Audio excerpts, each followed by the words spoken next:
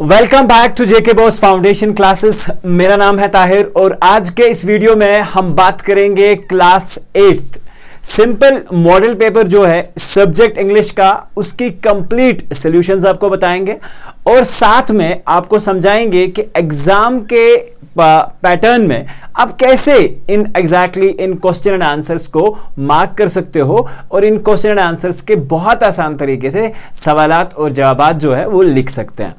तो चलिए शुरुआत करते हैं आज के इस स्पेशल वीडियो की। इससे पहले उर्दू का मॉडल पेपर जो है वो अपलोड हो चुका है। तो मैंने आपसे जैसा प्रॉमिस करा था कि हम दो मॉडल पेपर्स अपलोड करेंगे आपके हर एक सब्जेक्ट का। जैसे ही वन सीरीज कंप्लीट होती है, यानी कि एक बार हम सारे सब्जेक्ट्स के वीडियो अपलोड कर लेते हैं, तो उसके बाद हम न्यू सैंपल यानी कि सिंपल पेपर 2 हर एक सब्जेक्ट का आपके साथ डिस्कस करेंगे और साथ में आपको इंपॉर्टेंट क्वेश्चंस और गेस के क्वेश्चन एंड आंसर्स भी बताएंगे। तो चलिए शुरुआत करते हैं आज के इस मॉडल पेपर की। मॉडल पेपर जो कि JKSCERT ने बेसिकली अपनी साइट पे अपलोड किया है 23-24 के लिए ये पेपर है और हम कोशिश करेंगे कि इस पेपर के सारे ही क्वेश्चन एंड आंसर्स आपको सॉल्व करके बताएं। इससे पहले चैनल पर नए हैं तो चैनल को जरूर सब्सक्राइब करें और अगर काम पसंद आ रहा है तो चैनल को सब्सक्राइब करें, अपने दोस्तों में भी जरूर शेयर करें ताकि हमें भी वो मोटिवेशन जो है वो मिलती रहे। तो चलिए शुरुआत करते हैं आज के इस स्पेशल लेक्चर की, जिसमें हम बात करेंगे आपके सब्जेक्ट इंग्लिश के सॉल्व इट मॉडल पेपर की। तो मैं आपको बता दूं कि पीडीएफ इसका जो है वो आपको solve it PDF description link में मिल जाएगा। वहां पे एग्जैक्टली आपके पास जो है एक पेमेंट गेटवे खुलेगा। तो आपको मामूली 10 रुपीज का आपको एक पेमेंट करना है और उसके बाद आपके ईमेल पे इस सारे सॉल्व इट पेपर का पीडीएफ आपको सेंड कर दिया जाएगा। तो चलिए शुरुआत करते हैं आज के इस स्पेशल क्वेश्चन पेपर की।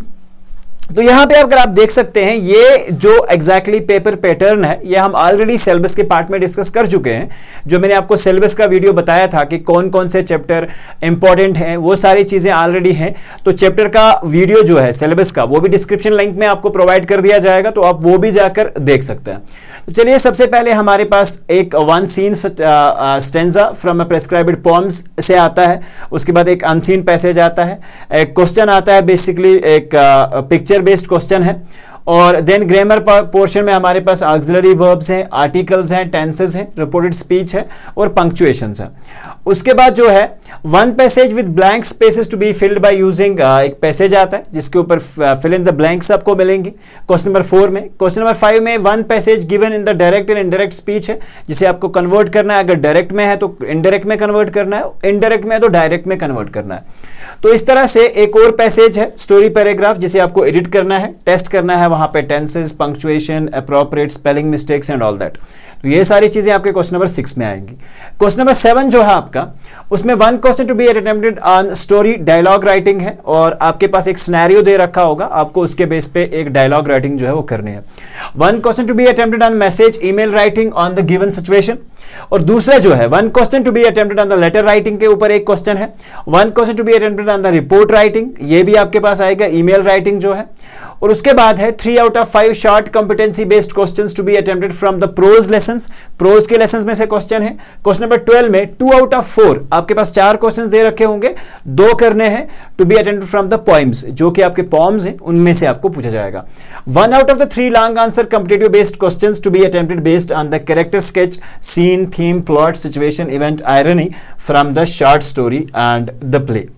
तो चलिए बात करते हैं जो कि JKSCERT ने मॉडल पेपर जो है डिस्कस करा है, उसका पहला क्वेश्चन। आप देखिए आपकी स्क्रीन पे पहला क्वेश्चन आपको दिख रहा होगा। इसमें एक पोएम से, जो कि पोएम ब्रूक है, उसमें से कुछ लाइंस जो हैं वो ली गई हैं। Like I steal by the lawns and the grassy plots, I slide by hazel covers, I move to the sweet forget-me-nots. उसके बाद that grow from for happy lovers. उसके बाद I slip, I slide, I gloom, I glance among my skimming swallows. I make the netted sunbeam dance against my sandy shallows. तो ये आपके पास lines दे रखी हैं और इन लाइंस के ऊपर आपसे क्वेश्चंस जो है वो पूछे गए हैं। देखिए क्वेश्चन क्या है सबसे पहले, which among the following is a flower used as in the lines. तो सबसे पहले इसका जो आंसर है वो है फॉरगेट मी नॉट। तो ये वाला आंसर आपके पास लिखा हुआ है। What is the personified in the above lines of the poem? Obviously poem का नाम ब्रूक है, तो ब्रूक को ही एग्जैक्टली पर्सोनिफाई किया गया है। But I go on forever. The quoted line from the poem tells us about some journey. It's the journey of, basically this is the journey of life here. So let's move to the next part. Question number 4 में आपसे पूछा गया है, What do slide, murmur, linger and loiter tell us about the brook? यानी कि ये words क्या कहते हैं ब्रूक के बारे में। तो बेसिकली ये जो वर्ड्स हैं they suggest that the brook flows smoothly, यानी कि ब्रूक जो है वो बहुत स्मूथली जो है आता है, चलता है। मेक्स जेंटल साउंड, बहुत एक जेंटल साउंड प्ले करता है। टेक्स इट्स टाइम, अपना टाइम लेता है। एंड एंजॉयज इट्स सराउंडिंग्स, और अपनी सराउंडिंग्स को भी एंजॉय करता है। What lesson does the journey of the brook teachers? क्या लेसन है ये जो जर्नी है ब्रूक की हमें समझाती है? तो इसका आंसर है the journey of the brook with its continuous flow and adaptability teaches us about the enduring nature of the life. यानी कि लाइफ में ये जो अप्स डाउन्स जो हैं ये तो आने वाले हैं और ये आते ही रहेंगे। इंसान को जब अप पे है तब भी शुक्र अदा करना चाहिए, जब डाउन में है तब पेशेंस रखना चाहिए, और लाइफ से लड़ना ही एक एग्जैक्टली चैलेंज है। के बारे में यहां पे आपके पास read the following passage carefully and answer the questions given at the end. ये एग्जैक्टली आपके पास एक पैसेज दिया गया है। Smith was a 10-year-old school girl. Her sister was 7 years old. Their parents were and Colin Smith. It was 26 December 2004. Deadly tsunami waves were already on their way. They had been triggered by a massive earthquake of the northern Sumatra earlier that morning. So that water was swelling and kept coming in. तो ये एक आपके पास passage दिया हुआ है, तो आपको इस पैसेज के based in question and answers के जो है आंसर्स लिखने हैं। सबसे पहले what among the following can cause A tsunami? Tsunami किससे आ सकती है? तो इसका आंसर है earthquakes. Which religious festival is mentioned in the given passage? अगर आप यहाँ पे बात करेंगे तो किस रिलीजियस फेस्टिवल की बात हुई है? तो यहाँ पे आप देख सकते हैं एग्जैक्टली क्रिसमस की बात यहाँ पे की जा रही है। तो ये क्वेश्चन एंड आंसर्स बड़े आसान हैं, आप इजीली इनको गेस आउट कर सकते हो। Tilly saw the sea slowly rise and the start of a foam bubble and form vapours. What is the synonym of the underlined word? Rise का synonym यानी कि सेम मीनिंग, उसका same meaning जो आएगा mount. Mount का मतलब भी होता है राइज होना, ठीक है। तो चलिए अगला क्वेश्चन है, What feelings might have been aroused in the family at the end? तो बेसिकली जब वो एट द एंड अपने आप को थोड़ा सा कंफर्टेबल फील कराते हैं एंड दे स्टे, तो उस वक्त उनको फीलिंग ऑफ रिलीफ फील होता है। So this is the answer here.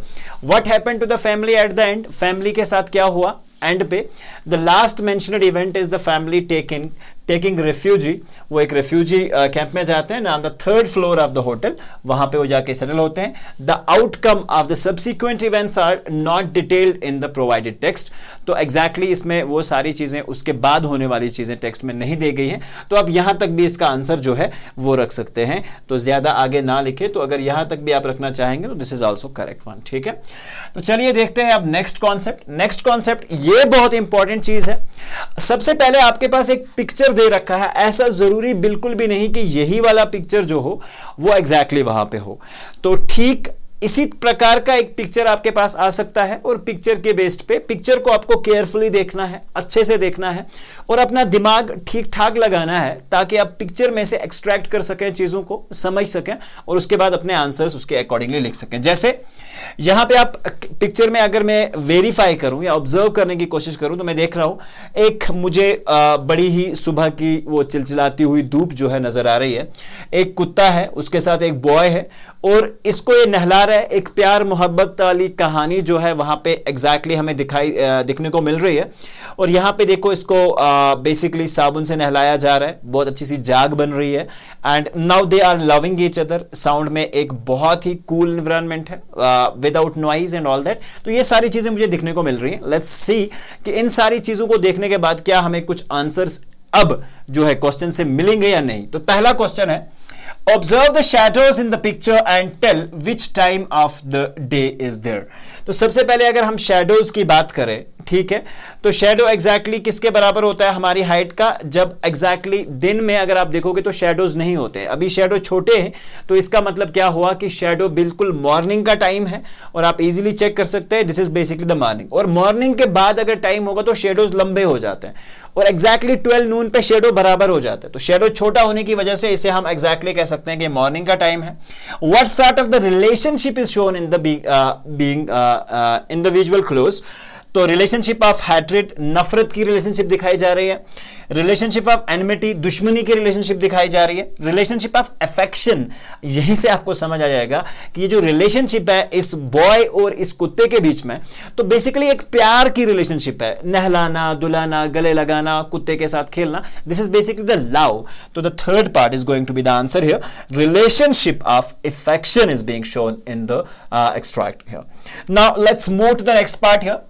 What do you think the dog is doing in the tub? आपको क्या लगता है कि ये डॉग जो है क्या कर रहा है इस टब के अंदर? तो इंपॉर्टेंट चीज है, dog is basically bathing in the tub, ठीक है।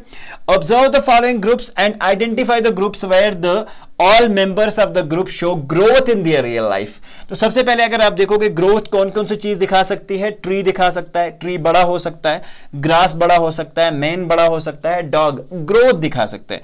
ऐसे ही वाटर, पानी में कोई ग्रोथ नहीं आएगी, टब में कोई ग्रोथ नहीं आएगी, टब का साइज जितना है वो उतना ही रहेगा। तो ग्रोथ बेसिकली इन्हीं चीजों में आ सकती है जो हमने आंसर्स में लिखे हुए हैं।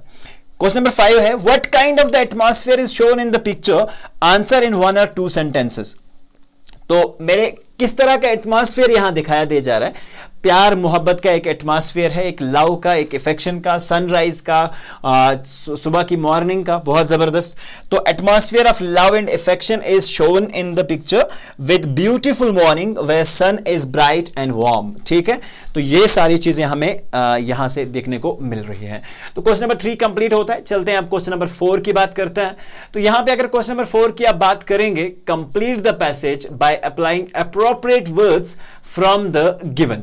हमारे पास कुछ एग्जैक्टली ग्रामर के पोर्शन में से वर्ड्स दिए रखे हैं, dress, tried, the, made, yesterday, tomorrow, frock, dash dash, ठीक है। माई dash dash sister is very naughty, ठीक है।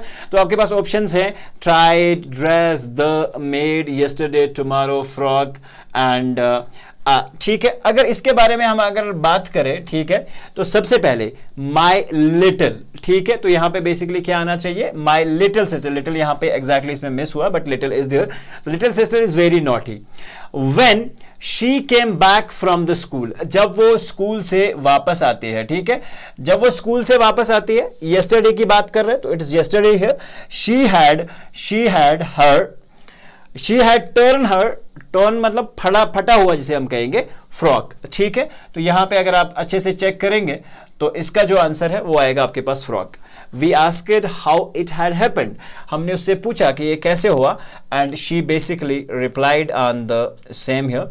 अगर यहां पे आप देखोगे, we asked her how it had happened, she said that she had curled with a boy, she had beaten the boy in a race। तो रेस के दौरान उसने एक लड़के को हराया होता है, and he had tried to push her, जिसने उसे ट्राई किया था पुश करने का। So she had told the teacher, so he has chased her and she had fallen down and had torn her dress। तो उसकी वजह से उसकी ड्रेस जो है वो फटी हुई होती है इस लड़ाई की वजह से, ठीक है। तो चलिए उसके बाद क्वेश्चन है, read the following passage convert into direct speech, ठीक है, क्योंकि ये इनडायरेक्ट में दिया हुआ है। इनडायरेक्ट और डायरेक्ट स्पीच में एक बात आपको मैं अच्छे से समझा दूं, बहुत सिंपल तरीका है। इनडायरेक्ट का मतलब होता है जब हम किसी की यहां पे ये जो पैसेज है ये इनडायरेक्ट है। देखिए आप अगर पैसेज को पढ़ेंगे, my father once told me that I was not studying well, मेरे बाप ने मुझसे कहा एक बार कि मैं अच्छे से नहीं पढ़ता, ठीक है। उसके बाद क्या है, आई was not studying well, I replied him that I was focusing on my sports event which would be held any time.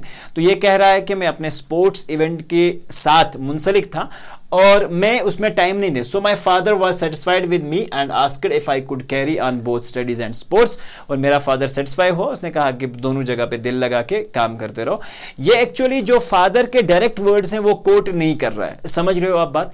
जब हम किसी की बात को डायरेक्टली कोट करते हैं, जो अल्फाज उसने कहे होते हैं, जो वर्ड्स उसने कहे होते हैं, if we are directly quoting the same words और उसे इन्वर्टेड कामाज में रखते हैं, तब वो डायरेक्ट स्पीच बन जाती है। लेकिन यहां पे एग्जैक्टली क्या है, अगर आप बात करेंगे तो इसमें हमें इस इनडायरेक्ट स्पीच को डायरेक्ट में कन्वर्ट करना है। तो देखिए, I am not satisfied with your studies, I am not satisfied with your studies, ये कोटेशन या ये बात जो है उसके बाप ने कही है, उसको हमने इन्वर्टेड कामाज में रख दिया। जो डायरेक्ट उसने वर्ड्स यूज किए थे वही वर्ड्स है। My father once told me, ये एग्जैक्टली अभी हमें बता रहा है कि मेरे बाप ने मुझसे कहा। I replied I am focusing on my sports event which is coming up सून। तो ये अब अपनी बात को भी कोट कर रहा है डायरेक्टली, वही वर्ड्स जो उसने बाप को रिप्लाई करे होते हैं वही वर्ड्स हैं, कुछ उसमें एडिशन वगैरह नहीं कर रहा है। He seemed satisfied and asked can you manage both studies and sports. फिर से देखो, जो बाप की कही हुई बात है, जो उसके एग्जैक्ट वर्ड्स हैं वही रिप्रेजेंट किए जा रहे हैं। तो this is basically called as the direct speech and I hope कि ये छोटा सा हिंट आपके काम आया होगा। उसके बाद है read the following passage edited in terms of tenses, punctuation and the appropriate spellings. ठीक है, तो ये भी एक पैराग्राफ आपसे पूछा जा सकता है जिसमें आपको एग्जैक्टली स्पेलिंग्स के बारे में पूछा जा सकता है या अंडरलाइन वर्ड्स को आपको चेंज। देखो, all living things needs water, तो नीड्स की जगह यहां पे एग्जैक्टली क्या है, प्लूरल फॉर्म में यूज किया लेकिन सिंगल में यूज होना चाहिए था। All living things need water, क्योंकि वाटर तो एक सिंगुलर चीज है। ठीक है, तो दैट्स व्हाई नीड्स की जगह नीड चेंज करोगे आप। सेम वे डेजर्ट में यहां पे इसने डेजर्ट्स हैज, ठीक है, सिंगल के लिए यूज होता है, बट डेजर्ट्स हैव। तो इस तरह की चेंजेस आप करोगे। सेम वे डेजर्ट यहां पे भी है, और उसके बाद स्वेट एंड द, तो ये 4-5 सेंटेंसेस हैं एंड हियर इज अ, तो ये सारी चीजें आप एग्जैक्टली चेंज करोगे। और ये बहुत सिंपल है, पंक्चुएशन आपने अपने क्लासेस में सीखी होगी, अब मैं उसकी डिटेल में बहुत ज्यादा नहीं जाना चाहता, तो इन चीजों को आप अच्छे से जान सकते हो। अब ये जो क्वेश्चन है, इस क्वेश्चन को समझना बहुत इंपॉर्टेंट है। ठीक है, अब ये क्वेश्चन में आपको क्या दिया गया होगा, read the following mind map. Mind map क्या होता है, एक सारी कन्वर्सेशन अगर दो बंदों के बीच में हो रही है या मेरे और मेरे दोस्त के बीच में किसी टॉपिक को लेके बात हो रही है, उस टॉपिक के जो नट क्रैक्स होंगे या जो नटशेल में हमने बातें करी होंगी, उनका एक माइंड मैप हमने food, air, life, heat, animal, shelter, plants, light, water, ये वर्ड्स का इस्तेमाल किया है। तो आप जहन में रख सकते हो कि जिंदगी, लाइफ के बारे में बात हो रही है, एयर के बारे में बात हो रही है, फूड के बारे में बात हो रही है, वाटर के बारे में बात हो रही है, light, plants, shelter, animals and heat, इन चीजों के बारे में बात हो रही है। तो इट्स सराउंडिंग डायलॉग, और हमें बताया जा रहा है कि आप एक डायलॉग क्या होता है, दो के बीच की बातचीत। ठीक है, जिसे हम बातचीत कहते हैं। एक बंदा यहां से आवाज दे रहा है, दूसरा दूसरी तरफ से इसका आंसर कर रहा है। तो बेसिकली ये कन्वर्सेशन इन वर्ड्स को यूज के आपको बनानी है। देखिए, सबसे पहले Suppose I am a teacher, so I have made it like a teacher. Good morning. Today let's chat about the life essentials. तो मैं टीचर हूं, मैंने स्टूडेंट से कहा कि भाई चलिए आज बात करते हैं लाइफ एसेंशियल्स के बारे में, जो हमें जिंदगी में चीजें चाहिए होती हैं। अब मैंने कहां से ये आइडिया लिया, क्योंकि ये वर्ड्स जो हैं, ये सारी चीजें जिंदगी के लिए इंपॉर्टेंट है, लाइफ के लिए इंपॉर्टेंट है। ठीक है, वाई इज फूड वाइटल, इसका मतलब है फूड क्यों इंपॉर्टेंट है हमारे लिए। स्टूडेंट रिप्लाई करता है it provides energy and nutrients sir. तो फूड, स्टूडेंट ने रिप्लाई किया, मैंने क्या कहा जवाब में, मैंने कहा परफेक्ट। एंड वाटर के बारे में सर, स्टूडेंट कहता है crucial for hydration and bodily functions. ठीक है, बॉडी के फंक्शंस के लिए और हाइड्रेशन के लिए बहुत इंपॉर्टेंट है सर। टीचर, फिर से मैंने रिप्लाई करा एक्सीलेंट, हाउ अबाउट एयर, तो आप एयर के बारे में क्या जाने, oxygen for breathing in life sir. So student, अब ये सारे वर्ड्स जो है देखो, ग्रेट, लाइट, मैंने अपनी इस कन्वर्सेशन में जो है वो यूज करे हैं। आप यहां पे देख सकते हो, इस डायलॉग का स्क्रीनशॉट ले सकते हो, नहीं तो अगर आपको पीडीएफ चाहिए तो देखिए, अगर कोई पीडीएफ के लिए 10 रुपीज पे नहीं करना चाहता, I am not forcing anyone, you can take the screenshots. मैं आपको साथ में स्क्रीनशॉट्स के लिए भी अलो कर रहा हूं, बट यस, अगर आपको एक एक्चुअल व्यू चाहिए इसका, तो प्लीज आप जाके डिस्क्रिप्शन बॉक्स से लिंक पे क्लिक करके उसे डाउनलोड कर सकते हैं। तो चलिए बात करते हैं, read the below given visual clue and develop a story on your own. देखिए, एक क्लू दिया हुआ है, एक नीचे से पानी बह रहा है और आप देख रहे हैं ये लकड़ी यहाँ से टूटती की थोड़ी सी हमें फील हो रहा है कि ये लकड़ी टूट भी रही है। दो बकरियां हैं, एक दूसरे को क्रॉस करने की कोशिश कर रही हैं रिवर के ऊपर से, और एग्जैक्टली इनके दरमियान जो है एट अ टाइम एक ही पास हो सकती है, और अगर दोनों आपस में झगड़ेंगे तो ऑब्वियसली पानी में गिरेंगे। तो ठीक है, ये सारी सिचुएशन इसके ऊपर आ सकती है। तो इसके ऊपर एग्जैक्टली आपको एक स्टोरी डेवलप करनी है। तो once upon a time in a lush valley there was a narrow bridge that spanned a gentle river. एक ब्रिज था जिसके नीचे से एक रिवर जा रही थी। On one side of the bridge stood a confident and sturdy goat. एक कॉन्फिडेंट गोट एक साइड में है, while on the other side an equally determined companion awaited on the journey। दूसरी तरफ पे भी, दूसरे एंड पे भी रिवर के एक इसी तरह की गोट है जो एंगरली है और कॉन्फिडेंट भी है। As fate would have it, both goats decided to cross the bridge। दोनों ने डिसाइड किया कि वो ब्रिज को क्रॉस करना चाहते हैं। Simultaneously their paths converged in the middle।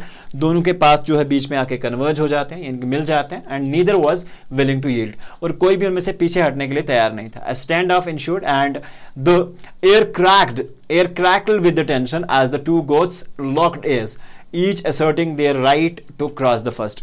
तो इनके बीच में थोड़ी सी कहासुनी हो गई और दोनों चाह रही हैं कि मैं पहले पास करूं, दूसरी कह रही है मैं पहले पास करूं।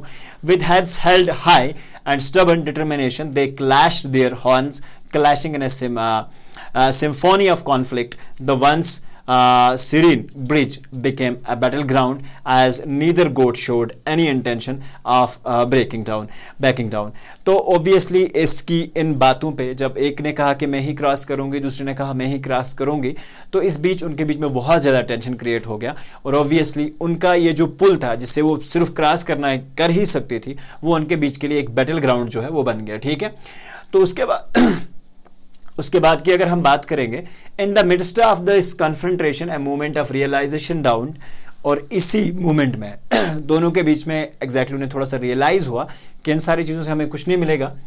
And upon one of the goats instead of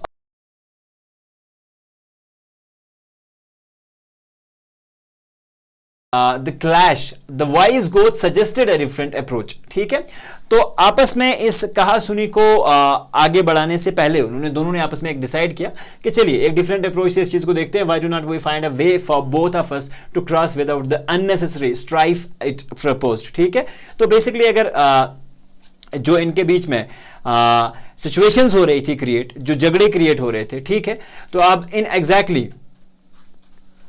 इन दोनों के बीच की अगर हम बात करें विदाउट दिस अननेसेसरी स्ट्राइफ, वो कह रही हैं कि नहीं अब हमें कुछ और करना चाहिए। तो दोनों the other goat recognised the wisdom in this suggestion, agreed. दोनों ने आपस में एग्री किया। The goat on one of the side gracefully lowered itself। उसने अपने आप को पीछे खींचा, creating a makeshift bridge for the other across over।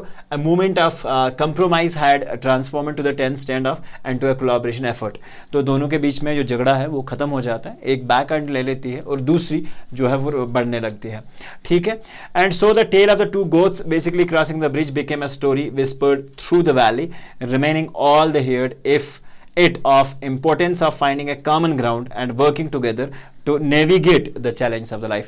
तो ये exactly हमें क्या चीज़ें बताती हैं, ये सारी situations जो हैं हमें इस चीज़ के ऊपर फोकस करती हैं कि कभी कभार अगर झगड़े हो जाएं हमारे बीच में तो उनको सॉर्ट आउट करने का कोई ना कोई ढंग, कोई ना कोई तरीका जो है वो हमें ढूंढ लेना चाहिए। ठीक है, उसके बाद क्वेश्चन नंबर 8 में राइट ए टेक्स्ट मैसेज। आपको एक टेक्स्ट मैसेज लिखनी है, आपके पास एक सिचुएशन दी हुई है, जैसे हमारे यहाँ एक सिचुएशन है, is not more than 50 words, 2 marks. The next day your school has a football match. आपके स्कूल में एक फुटबॉल मैच है विद अ नेबरिंग स्कूल, दूसरे स्कूल के साथ।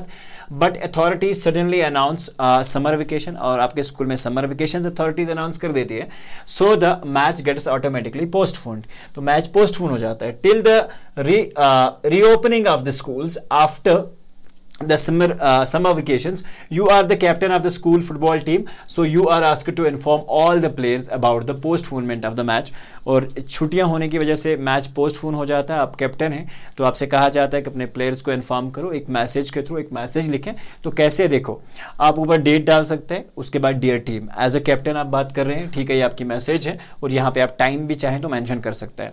तो आप बहुत सिंपल वर्ड्स में लिखेंगे, due to an unexpected announcement of the summer vacation और football match with the neighboring school is postponed until the schools reopen, so enjoy your break and stay in shape and we will give our best when we are back। ठीक है, तो simple message है, बहुत आसानी तरीके से आप इसे सिंपल वर्ड्स में जो है लिख सकते हैं। उसके बाद है और या आपसे एक ईमेल पूछा जाएगा, write an email to the given situation not more than 50 words, you have been selected for a national exhibition, art exhibition के लिए आप सेलेक्ट हो गए हो, which is going to be held in New Delhi, जो कि नई दिल्ली में होने वाला है। आपके पास कुछ और सिचुएशंस भी आ सकती है, बट यस इस तरह की सिचुएशंस होंगी। The organising body of the exhibition wants you consent to be the participate in the said exhibition, तो वो आपसे कंसेंट लेना चाहते हैं जो ऑर्गेनाइजिंग पार्टी है, और वो कहना चाह रहे हैं कि क्या आप इसमें आओगे या नहीं आओगे। तो आपको एक ईमेल लिखना है ऑर्गेनाइजर्स को, ईदर इन एक्सेप्टेंस और रिफ्यूजल, आप उन्हें एक्सेप्टेंस कर रहे हो या रिफ्यूजल लिख रहे हो कि मैं आ रहा हूँ या नहीं आ रहा हूँ, आपको उनको एक ईमेल लिखना है। और कैसे लिखोगे, तो सबसे पहले आपकी मेल डालिए indiaarts.organization@gmail.com, ये जो उनकी ईमेल आईडी है वो आप एग्जैक्टली उस ईमेल आईडी में लिखोगे जहां ऊपर टू लिखा होता है, ठीक है। तो उसके बाद subject acceptance of the invitation for the national art exhibition, जिसमें आप लिखोगे हाँ मैं एक्सेप्ट कर रहा हूँ। Dear organisers, I am honoured to accept the invitation to participate in the upcoming national art exhibition in New Delhi. I look forward for showcasing my work and contributing this prestigious event. Best regards, your full name and your contact information and all that. So ये आप exactly एक email writing के अंदर लिख सकते हैं। उसके बाद write a letter to any one of the two situations, दो situations आपके पास दी गई हैं, दोनों situations पे आपको एक letter create करनी है। You are a student of Government Middle School Jammu, your school does not have a science teacher, you all are the classmates are facing so much difficulty, आपके स्कूल में science teacher नहीं है और आप बहुत ज़्यादा डिफिकल्टी फेस कर रहे हो लर्निंग साइंस के लिए। तो write a letter to the HOI of the school, head of the institute जो आपका होगा, उसको रिक्वेस्ट करना है कि हमारे लिए एक साइंस टीचर अरेंज करें, so that you will study the said subject better. So you can also highlight the benefits of studying science with the science teacher and support of your demand as well. तो ये आप लिख सकते हैं। तो आप simply लिखेंगे the principal government middle school Jammu, subject urgent request for science teacher, dear sir और मैम, आपकी मैम भी हो सकती है तो मैम के लिए मैम, अगर सर हैं तो सर लिख सकते हैं आप। I hope this letter finds you well. As students of Govin Middle School Jammu, we are struggling with science due to the absence of a dedicated teacher. यानी कि आप लिख रहे हैं कि हमारे पास एक डेडिकेटेड टीचर जो है साइंस के लिए अवेलेबल नहीं है। Having a science teacher will enhance our understanding, facilitate practical learning and address our queries. तो बेसिकली अगर हमारे पास एक साइंस टीचर होता, हम प्रैक्टिकल लर्निंग सीखते, हम अपनी क्वालिटीज़ को अच्छे से समझते और ये सारी चीज़ें करते, ठीक है। तो we kindly request your prompt action in arranging a science teacher for our school. और हम आपसे बात कर रहे हैं कि हमारे साइंस टीचर के लिए एग्जैक्टली आप क्या काम करेंगे कि एक साइंस टीचर हमारे लिए अरेंज करेंगे, ठीक है। Thank you for your consideration. Sincerely, your full name, your class and roll number and then date आप नीचे डाल सकते हैं। तो ये आपका एक हो गया। दूसरी सिचुएशन आपके पास क्या है, your school is going on an educational trip, आपका स्कूल एक एजुकेशनल ट्रिप पे जा रहा है, and your class teacher tells you to seek the permission of your parent or guardian who is out of the home on his business trip. तो आपके teacher आपसे कह रहे हैं कि आप अपने पेरेंट्स से इंफॉर्मेशन या अपने पेरेंट्स से हेल्प ले लो, इजाज़त ले लो जाने के लिए, परमिशन ले लो, तो ताकि हम आपको ले जा सकें, ठीक है। और आपके जो जिसे हम कहेंगे आपके जो पेरेंट्स हैं वो किसी बिजनेस ट्रिप के लिए बाहर हैं and is expected to return after the trip date, और ऐसा एक्सपेक्ट है कि वो ट्रिप डेट के यानी कि जिस दिन स्कूल ने अनाउंस कर दिया कि हम ट्रिप पे जाएंगे, आपके पापा कहीं बाहर हैं बिजनेस के सिलसिले में और वो उस डेट के बाद में आ रहे हैं। तो आपको उसे लिखना है, उसको कम्युनिकेट करना है थ्रू अ लेटर, एक लेटर लिखनी है, write a letter to himself asking for the grant of permission of the said education trip and also request him to send a written document of the grant of permission which you will submit to your school. और आप उसे एक information दे रखें, आप written में लिख के दे दो कि हाँ मैं अपने कॉन्सेंट पे या अपनी पूरी रिस्पॉन्सिबिलिटी के साथ अपने वार्ड को या अपने स्टूडेंट को या अपने बच्चे को इस ट्रिप के लिए जाने की इजाज़त देता हूँ, तो कि जो आप स्कूल में ले जाकर स्कूल को सबमिट कर सके। तो आप लिखेंगे फ्रॉम एड्रेस जहां से आप लिख रहे हैं और उस दिन की डेट लिखेंगे आप। डियर पेरेंट और गार्डियन, उनका नाम भी लिख सकते हैं। I hope you are doing well, ठीक है, या you are well during your business trip, so our school has an educational trip planned on this date. तो डेट आप मेंशन कर सकते हैं, kindly grant permission and if possible send a written confirmation for the submission to the school. तो आप एक इस तरह से लिख सकते हैं, thank you for your understanding, best your full name, your class and your roll number, ठीक है। तो इस तरह से आप कर सकते हैं। Let's move to the next part. Question number 10 में आपके पास एक रिपोर्ट लिखनी है on any one of the following given situations. आपके पास एक सिचुएशंस दे रखी है, your school organized a seminar, say no to drugs and yes to life, ठीक है, in which all the teachers, students, parents and community members took part and some famous personalities of your area were the chief guests, ठीक है, on the event. Many students and the community members delivered speech. The 3 best speeches were given prizes and the achievement certificates भी उनको मिले जो लोगों ने prizes दिए. और उसके बाद now being a student secretary you are asked to write a report to the said seminar to be published in the print media and upload on the social media. के लिए आपको एक रिपोर्ट लिखना है. While going to the school you came across an accident. आप school में जा रहे थे और एक एक्सीडेंट आपको देखने को मिलता है.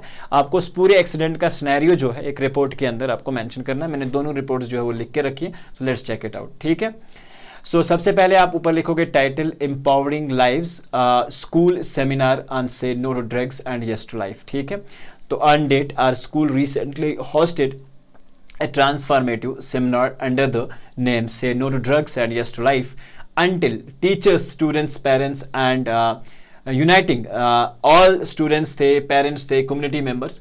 The event was graced by a prominent local personality as the chief guest. उसमें एक local personality थी जो कि एक chief guest थी, जो कि हमें mention करना है, इस सारी scenario में लिखना है. A platform for awareness, numerous impactful, यानी कि रिपोर्ट इस सारी सिचुएशन के बारे में आपको लिखनी है कि हाँ भाई क्या क्या चीज़ें हुई थी इस सेमिनार के अंदर, किन किन बातों के ऊपर बात की थी, कौन कौन अच्छी पर्सनैलिटीज इसमें आई थी. तो आप एग्जैक्टली इस चीज़ को मेंशन कर सकते हैं और बिल्कुल सिंपल तरीके में से एक रिपोर्ट इस सारे सिनेरियो का आप लिख के भेज सकते हैं. तो इस तरह से अगर आपके पास एग्जैक्टली जो नेक्स्ट कॉन्सेप्ट था कि अगर आपके पास एग्जैक्टली एक एक्सीडेंट आप देखते हैं तो उसको आप कैसे कवर अप करेंगे. तो देखिए ये दूसरा है, tragic accident near school, scooty collides with a car, rider seriously injured. ठीक है, तो ये आप कह सकते हैं. उसके बाद सब हेडिंग में आप swift action taken as community realise to assist. उसके बाद जो एक्शन वहां पे हुआ, डेट आप बता सकते हैं.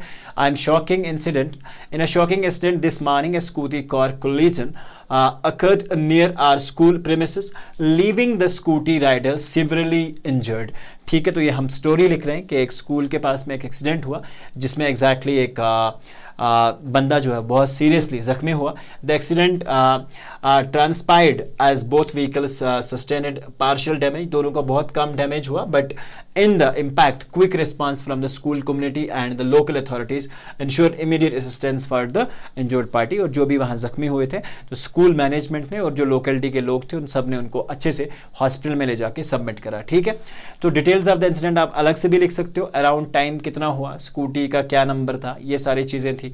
ठीक है, तो ये कितना डैमेज हुआ है ये आप लिख सकते हैं. फिर इमरजेंसी रिस्पांस में क्या क्या चीज़ें हुई, तो क्या पुलिस की इन्वॉल्वमेंट हुई, local law enforce arrived promptly, local police भी आ गई, तो ये सारी चीज़ें आप लिख सकते हैं. स्कूल असेंबली अनाउंसमेंट में ये सारी चीज़ें की गई, कहा गया और उसमें बताया गया कि रैश ड्राइविंग या ये सारी चीज़ें नहीं करनी चाहिए.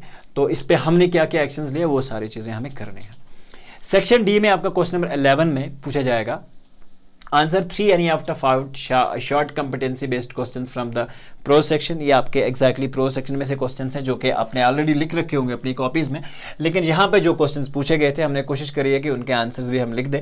तो अगर आपने अपने टीचर के लिखे हुए क्वेश्चन आंसर्स याद करें तो you can actually continue with the same as well.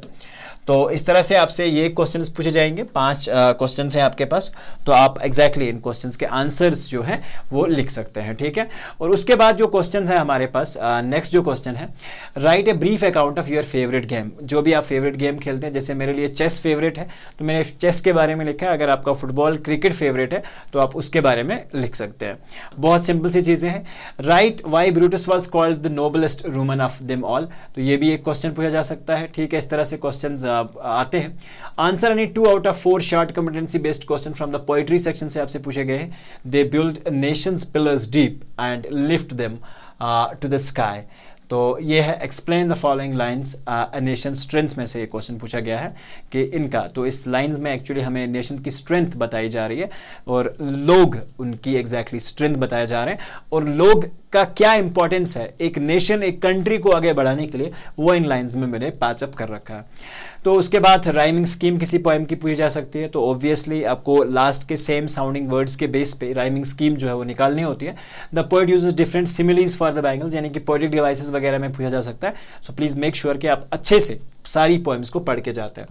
उसके बाद जो क्वेश्चन है हमारे पास, answer any one of the following questions about 180, discuss Archlies as a pet. अगर आर्चलीज आप एक पेट रखते हैं तो कैसे आप करेंगे। Give a detailed account of the Saurabh as a son, Saurabh as a son कैसा था। The play is actually a dream which Alice had, do you remember any dream which you had, write a description of your dream. तो आपने अगर कोई ऐसा dream देखा हो तो आप उस ड्रीम को देख सकते हैं या हमें बता सकते हैं। तो एग्जैक्टली मैंने ये सारी चीज़ें जो है लिख रखी है, तो आप एग्जैक्टली इनको अपनी कॉपी में उतार सकते हैं, इनको पढ़ सकते हैं।